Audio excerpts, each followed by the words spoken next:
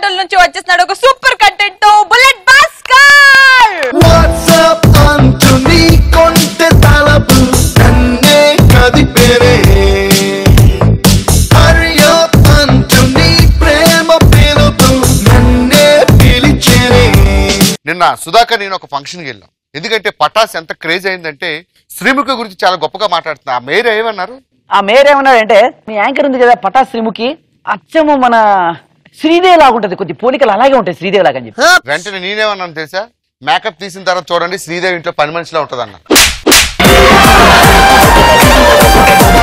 భాస్కర్ నువ్వు నా గ్రూప్. ఇప్పుడు ఏంటి గ్రూపు?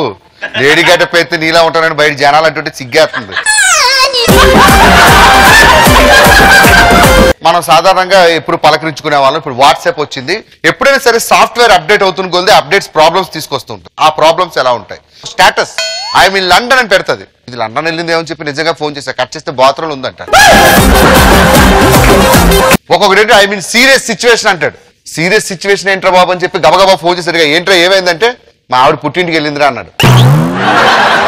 వాళ్ళు ఏం చేస్తున్నారు అనేది స్టేటస్ లో పెడుతూ ఉంటారు. ఈ మధ్యలో గ్రూపులు వచ్చాయి. ఈ గ్రూపులో రకరకాల గ్రూపులు ఉంటాయి. మా ఫ్యామిలీ గ్రూప్ ఉంది. రీసెంట్ గా మా ఆవిడది నాది కలిపి ఫోటో పెట్టా. టుడేస్ మై యానివర్సరీ అని చెప్పి. వెంటనే వాడు ఏం చెప్పాడు పెట్టాడు చేసా? సో సెక్సీ అని పెట్టాడు. ఇంకోటి మైండ్ బ్లోయింగ్ అన్నాడు. మరొకరైతే పిచ్చెక్కిస్తుంది అన్నాడు. చేస్తే నా పెళ్లి ఫోటో తర్వాత ఇంకొకటి సన్నీ లేని ఫోటో పెట్టాడు. ఈ గ్రూపులు వచ్చిన తర్వాత రకరకాల గ్రూపులు తయారవుతాయి. ఫ్యామిలీ గ్రూప్ అని ఒకటి, ఫ్రెండ్స్ గ్రూప్ అని ఒకటి, ఇంకా రకరకాల గ్రూపుల్లో మామూలుగా ఉంటుంది డిస్కషన్.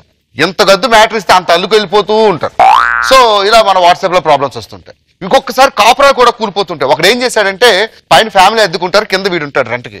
ఇల్లు ఖాళీ చేస్తూ ఆ పైన హౌస్ ఓనర్కి మెసేజ్ పెట్టాడు.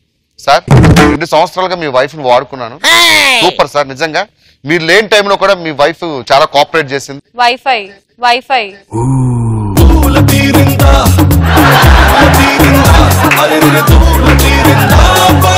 అప్పటి నుంచి ఎదురు చూస్తున్నారు భాస్కర్, ఎప్పుడు నవ్విస్తావు అని. ప్రవర్చనాలారా వాట్సాప్ వచ్చిన తర్వాత ఏమైందంటే మొగుడు పిల్లలు ఇంట్లోనే కాపురం చేసుకుంటున్నారు. కానీ ఏంటంటే ఒక రోజు పాపం పిల్లలు చాలా డిస్టర్బ్ చేస్తుంటారు వైఫ్ అండ్ హస్బెండ్ కలవాలంటే.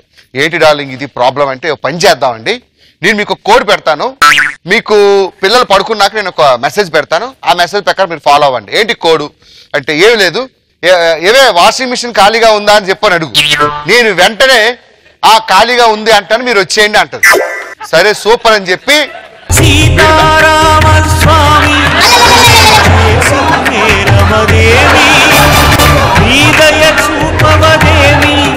నువ్వు చెప్పబోయే వాట్సాప్ జోకు అందరి దగ్గర వాట్సాప్ ఉందని వాళ్ళే చెప్పారు నీకు. వాట్సాప్ కంటెంట్ చెప్పినప్పుడు వాట్సాప్ జోకులు చెప్పకపోతే ఫేస్బుక్ జోకులు చెప్తామా బాబు? వాట్సాప్ వల్ల ఎలాంటి ప్రాబ్లమ్స్ వస్తుంటాయి. ముఖ్యంగా చెప్పేది ఏంటంటే వాట్సాప్ కాదు, అసలు ఈ టచ్ ఫోన్ ఎప్పుడైతే వచ్చిందో 100% మొగుడు పిల్లల మధ్య టచింగ్ లేకుండా పోయింది. ఎప్పుడు చూసినా వాళ్ళు టచ్ లోనే ఉంటున్నారు. దయచేసి ఆ టచింగ్ అన్ని పక్కన పెడితే మీ లైఫ్ అంతా హ్యాపీగా ఉంటుంది. డార్లింగ్ మెసేజ్లు ఇస్తావేంటి డార్లింగ్, నువ్వు కామెడీ చేయమంటే. ఊరుకో హృదయమా, ఉప్పెనై రాకుమా.